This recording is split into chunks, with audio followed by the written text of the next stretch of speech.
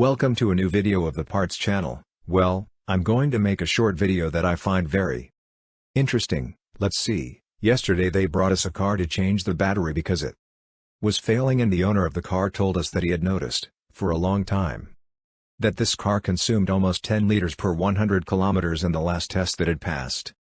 The ITV, it passed very fairly, so he asked us, what if it was an injector problem or about something else? Well, what we did was look at the air filter, and there you see how it is. Look, this filter hasn't been changed in years, it's very dirty and even moldy.